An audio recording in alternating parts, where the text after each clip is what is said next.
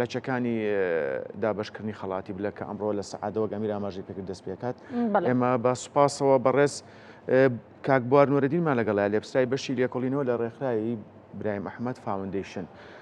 مامۆستا بوار بەخێر بێ سوپاس کاتی خۆت بە ئێمە بەخشی. مامۆستا بوار وەک ئاشکرا مامۆستا برایم ئەحمەد کارکتەرێکی سەرەکی بزوتنەوەی ڕزگاری خوازی گەلی کورد بووە. ئەو لە خەمی هەر چوار پارچەکەی کوردستان بووە.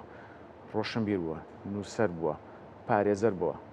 ڕۆمان نووس بووە. پرسیارەکەم ئەوەیە جگە لەو چالاکیانەی کە ئەمڕۆ دەست پێکات تا چەند گرنگە ئێمە لە کاتی تر لە بۆنەی ترە وەرکشۆپ، سیمینار یاخود توێژینەوەی زانستی لەسەر تەواوی کار و چالاکیەکانی مامۆستا برایم ئەحمەدی نەبەر ئەنجام بدەین. سەرەتا بەیانی ئێوە باش، بەیانی بینەران باش. درود بۆ ژیانی پاکی مامۆستای مەزن و گەورە مامۆستا برایم ئەحمەد. بەڕاستی هێشتا ئەو وەسفەی کە جەنابەت کردت هەر کەمە، ینی هەر پێناسەیەکەی بۆم پیاوە هێشتا کەمە، هەرچەنە چیتە ناو ئیشەکانی و وردەکاری ئیشەکانیەوە زۆرتر شارەزا ئەبیوە، زۆر خاڵی گرنگتر ئەدۆزیتەوە کە هەڵوێستەی لەسەر نەکراوە، ئیشی لەسەر نەکراوە. بەڕاستی هەنێکیان شاراونەتەوە یاون بوون یان بیر چوونەتەوە کە ئەمەش ئەرکێکی ڕێکخراوەکەمانە لە ساڵانی داهاتووە و هەوڵەدەین کە ئەو کارانەی کە نەکراون بیانکەین. کارتان لەسەری کردووە مامۆستا بوار؟ بەڵێ کارمان لە چەند بوارێکا کردووە لە کاتی خۆیان هەمووی هەر لەگەڵ ئەم کتێبی خەڵاتی زێڕینی بلەیە چەند کتێبێک ترمان ئامادە کردووە کە هەمووی لە ماوەی پێش خەڵاتی بین مەراسیمی دابشتنی خەڵاتی زێڕینی بلە و ئەوانە لەم فترەیە بڵین بڵاوەکرێنەوە و ئاشکرایەکەین بۆ خەڵک. بەڵێ باشە. بەڵێ کاک بوار بەڕێستانەوە کورد بەرپرسی بەشی لێکۆڵینی برایم ئەحمەد فاوندیشن گەر بکرێ باسێکی کار و چالاکیەکانمان بۆ بکەیت دواتر باسی ئەو کتێبەشمان بۆ بکەیت. بەڵێ کار و چالاکیەکان زۆرن بەڕاستی ئێمە لە هەوڵی کۆکردنەوەی ئەرشیف و کتێبەکانی مامۆستا برایم ئەحمەد و دۆزینەوەی ئەو بابەتانی کە خۆی نووسیوێتی و بەڕاستی یەکێک لە ئەرکە گرانەکانی ئێمە ئەوەیە کە ئەم پیاوە ئەم مرۆڤە مەزنە یعنی زۆر بەکەمی بە ناوی ڕاستەوە خۆی شتی نووسیوە کە ئەمە ئەرکێکی گرانە. اینجا ئێمە لەم ساڵدا کە یادی 25 ساڵی کۆچی دوایی مامۆستا برایم ئەحمەدە هەوڵماندا کە وەکو ڕێکخراوەکە بیبلۆگرافیای خەڵاتی زێڕینی بلە ئامادە بکەین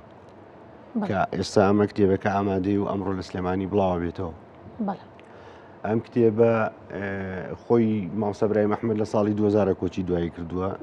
وەکو کاک پەیامیش ئاماژەی پێدا لە ساڵی 2002 خەڵاتی زێڕینی بلە دەستی پێ کردووە. چەند ساڵێکیش بەهۆی هەندێک ڕوودا و نەخۆشی کۆڕۆنا و هین نەکراوە بڵێ مەراسیمەکە ساز نەکراوە. دو سێ ساڵێکیشەوە بۆ بۆنەی ڕەمەزان و جەژنی پیرۆزی ڕەمەزانەوە دو ئەکەوێت دەکەوێتە دوای جەژنەوە. ئیتر ئێمە هەموو ئەو زانیاریانمانە کۆ کردوێتەوە، هەموو ساڵەکان بەجیادانراون لە هەر ساڵێکا چەند کەس خەڵات کراوێ کورتێک لە ژیان نامەکەی کە لە مەراسیمەکە ئەخوێنرێتەوە لەگەڵ وتەی پێشکەشکار و وتاری بەڕێوەبەری ڕێکخراوەکە و ئیتر وێدانانی وێنەی هەموو خەڵات کراوەکان و تر بەڕاستی ئەمە هەنگاوی یەکەممانە بێگومان ینی کاری یەکەم هەنگاوی یەکەم هەڵەوکەم و کوڕی ئەبێت ینی هیچ گومانی تیانە بەڕاستی لە بەڵام لە ساڵانی داهاتووە هاتوانین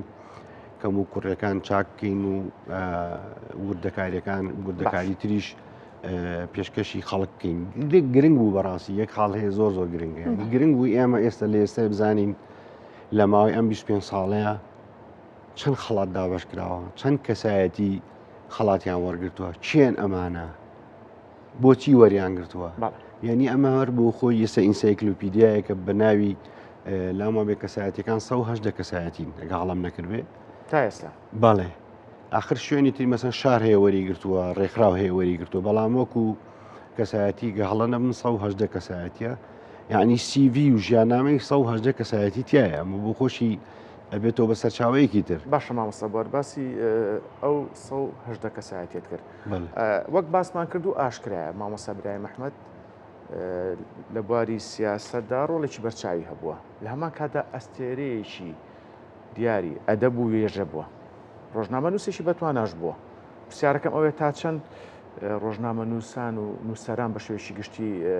لە مەراسیمی دابەشکردنی خەڵاتی لە بەسەر ئەکرێنەوە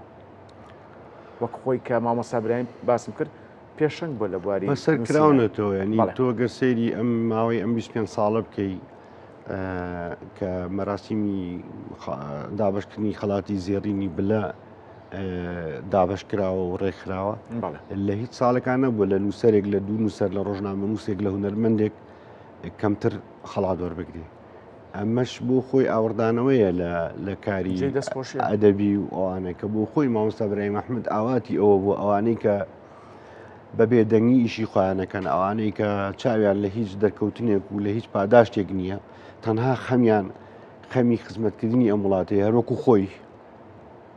ئەوانە بێننەوە سەرباز بناسرێنەوە بە کۆمەلگا خەڵات بکرێن لەبەرەوە ئەرکی ڕێکخراوەکەمانە کە لە ساڵانی داهاتووشە ئەوانەی کە بەڕاستی یعنی خەڵکێکی تریش ماوە کە پێویستە خەڵات بکرێ بەڵامی تر خۆ خەڵاتەکەش دیاری کراوە ینی بەشی هەموو کەسێک ناکات لەبەرەوە هەوڵیش درراوە لە سەرتاوە کە باشترین کەسی نمونەی و شایستە خڵاتی پێش بەڵام ئەوەی سەرنجڕاکێشە لە خەڵاتەکانە سانە کە ساڵانە کەسانی غەیرە کوردیش خەڵات دەکەن ئەوانەی کە خزمەتی گەلی کوردیان کردووە چ لە باکوور بێ لە باشوور بێ لە ڕۆژئاوا بێ لە ڕۆژهەڵات بۆ نمونە ئانکلۆیت بۆ نمونە جەنگیز چاندار بۆ چونت لەو بارەوە مامەسا خۆی هەل لە سەرەتایە یەک کەسی غەیرە کورد دکتۆر شاکر خەسپاک خەڵاتی وەرگرتووە بەڵام لەم ساڵانەی دواییە بیر و بیرکردنەوەی دیاریکردنی کەسایەتەکان فراوانتر کراوە باڵێن گۆڕانکاری بەسەرا هاتووە ئەنی هەوڵدراوە لە هەموو کوچە و شار و گوندێکە کەسێک هەبێت کە خزمەتی ئەم وڵاتی کرد بێت خزمەتی کللتوری ئەم وڵاتی کرد بێت بدۆزرێتەوە و خەڵات بکرێ لەبەرەوە مەرجنی ئەمانە کورد بن تەنانەت چەند دەستگایەکیش یعنی چەند ناوەندێکیش بۆ منە بنکەی ژین مۆزەخانەی نیشتیمانی ئەمنە سوورەکە نخۆشخانەی هیوا مۆزەخانی سلێمانی ئەمانش خەڵات کراون لەم چەند ساڵانی دواییە لەبەرەوە هەزر و بیری ئەم چەند ساڵی دوایی تۆزە فراوانتر کراوە بەڕاستی کاک بوار ئەم ساڵ جیاوازی چی دەبێت دابشکردنی خەڵاتەکانی زێڕینی بلا لە چەند ساڵانی ڕابردوودا ئەم خەڵاتانە وەکو کەسایەتی تەنها دەدرێت بۆ کەسایەتیانی کە لە ژیاندان یاخود دەدرێت بۆ کەسایەتیانی کە لە ژیانیشدا نەمان و بەڵام خزمەتیان بە کورد کردووە خۆی پێشتر تەنها ئەوانە خەڵاتیان وەرەگر کە زیندون بەڵام لەم یەک دوو ساڵی پێشوو چەند کەسێک خەڵات کران بۆ نمونە هونەرمەند سەید عەلی ئەزهەری کوردستانی مامۆستا ئیبراهیم ئەمین باڵدار کە بڵێن کۆچی دواییشیان کردووە بەڵام خەڵاتەکان پێشکەش کرا ئیتر بۆ خۆی ناڵم یانی جاریش کە وتمەوە لە سەرەتایە دیاریکردنی کەسایەتەکان زۆرن خەڵکێکی زۆر لەسەر کار و چالاکی و خزمەتکردن و بڵێن زۆرترین قوربانیدان و خەبات و تێکۆشان لە پێناوی کورد و کوردستاندا ماوەیەک پێش دابشکردنی خەڵاتەکە لێکۆڵینەوە و توێژینەوە دەکرێت لەسەر ئەو شوێنانە ئەو کەساتیانە کە چالاکیان هەر ئەم ساڵ کە تەواوە بێ لە کۆتایی ئەم مەراسیمەوە بۆ ساڵی داهاتوو کاندیدەکان ێنە پێشەوە مەسەلەن من یەکێک کاندیدەکەم یەکیش کە کاندیدەکە یەکیش کە کاندیدەکە ئەمە دیراسە ئەکرێت ئەچێتە بەردەسی لیژنەکە لێکۆڵینەوەی لێکرێ بەراورد دەکرێت لە هەمویان چەند کەسێک هەڵبژێردرێت کاک بەر جیاواز لە سیڤی ئەو کاندیدانە من مەبەستمە شتیشی کە بۆ ڕوژێنم بەرهەمەکانی مامۆستا برایم ئەحمەد یاخود بڵێن ئەو توێژینەوانی لەسەر مامۆستا برایم ئەحمەد ئەنجام درراوە تا چەند هەوڵ درراوە لە ناوەندەکانی خوێندن بە شێوەیەکی گشتی بایەخی پێ بدرێت ئێمەش یەکێک لە ئەرکەکانمان ئەمەیە بۆ نمونە ئێمە مامۆستا برایم ئەحمەد ئێمە بابەتێکی زۆر گرنگە زۆر گرنگە ئەزای چۆنە کارێکتەری مامۆستا برایم ئەحمەد کارێکتێکی فرەڕەهەندە فرەکار و فرە چالاکیە لە هەموو بوارێکە ئیشی کردووە یعنی هەر یەک نمونە بهێنینەوە کتێبی کورد و عەرەب لە دوا قۆناغی کۆلێژی حقوق بۆ لە بەغا ساڵی 1937 کە هەڵمەتێک دژی کورد بەرپاکراوە لە بەتایبەت لە سووریا لەو کاتیان ناویلکەیەکی بیستۆنە لاپەڕەی نووسیوە گەورەترین دەنگدانەوەی لێکەوتۆتەوە ئەنی ئەم نامیلکەیە ئێستا ئێمە هەوڵمان داوە کە وەری بژێڕین بۆ سەر زمانەکانی تورکی، کورمانجی، لاتین، فارسی کە لە ڕۆژانی داهاتووە ئەم هەواڵانە بڵاوەکەینەوە بەڕاستی. ئەنی ئەمانە ئەرکی ئێمەیە بەڕاستی شتی تری زۆرە ینی هێشتا زۆر لایەنی مامۆستا برای مەحمەدیش ماوە کە ئیشی لەسەر نەکراوە. ئێمە وەکو ڕێکخراوەکە لە بەنیازن لە داهاتووە کاکبار ئیش لەسەر ئەو بێگومان بەڵێ. بەڵێ جا دەمێ پرسیاری ئەوە بکەم کە کاک بوار ئەم مەراسیمی دابەشکردنی خەڵاتی زێڕینی بلات تەنها لە سلێمانی بەڕێوە دەچێت یاخود لە شارەکانی تریش بەڕێوە دەچێت؟ تەنها لە سلێمانیە؟ هەر لە سلێمانی بووە لە سەرەتاوە تەنها لە سلێمانی دەکرێت؟ لەبەر ئەوەی بڵین مامۆستا برای مەحمەد خۆی لە سلێمانی لەدایک بووە، ماڵەکەی لە سلێمانیە، ئیتر کەس و کارەکەشی زۆربیان لە سلێمانین. ڕەنگە ئەوەش بیرۆکەیەک بێ مەسەلەن بۆ نمونە ساڵێک لە شوێنێکی تر پێشکەش بکرێت ئەم مەراسیمەکە، بەڵام لەبەرەوەی یعنی هەر لە سەرەتاوە لێرە کراوە بەڕاستی هەرە بێ لێرەش بێت بۆچی بچێت شارێکیکە. باشە ئێوە ساڵانە لە هەر چوار پارچەی کوردستانەوە خەڵک بانگێژ دەکەن و میوان بانگێژ دەکەن، بۆ ئەم ساڵ پلانتان چۆنە؟ بە هەمان شێوە کاندیدەکانیشی هەر چوار پارچەی کوردستان میوانمانەیە، ئیتر هیوادارین ئەوانەی کە ئەم ساڵ خەڵات وەرەگرن باشترین شایستەکان بن. بەڵێ کاک بارێکێک لە تایبەتمەندیەکانی تی ڕێکخراوی برای مەحمەد فاوندیشن ئەوەیە کە کەسوکاری قوربانیانی ئەنفال بەسەرەکاتەوە ئەوانەی کە سمبولی ئەنفالن. ئەمە تا چەند لە ناو کەسوکاری قوربانیانی ئەنفال ڕەنجیاوەتەوە یان کاردانەوەی چۆن بۆ کە ئێوە بەردەوام ساڵانە ئەوانیش بەسەرەکەنەوە کە جێی دەستخۆشیە بە دڵنیایی؟ وڵی تر قوربانیانی ئەنفال و کیمیاباران و جینۆسایدی گەلی کورد هەرچیان بۆ بکەی هێشتا ئیست بۆ نەکردوون بەڕاستی. بەڵامی تر بەڵام جوانە کە ساڵانە بەسەرەکرێنەوە. بەڵێ لەم چەند ساڵانەی دواییە هەموو ساڵێک یەکێک لەو کەیسانی تایە یعنی کاندید و خەڵات وەرەگرێت.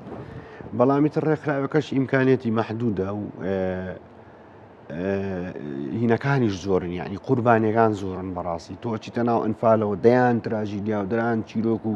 دەیان خێزانەیە کە دەیان قوربانییاوە خۆ تۆ ناتوانانی هەرهەمی خەڵاتکی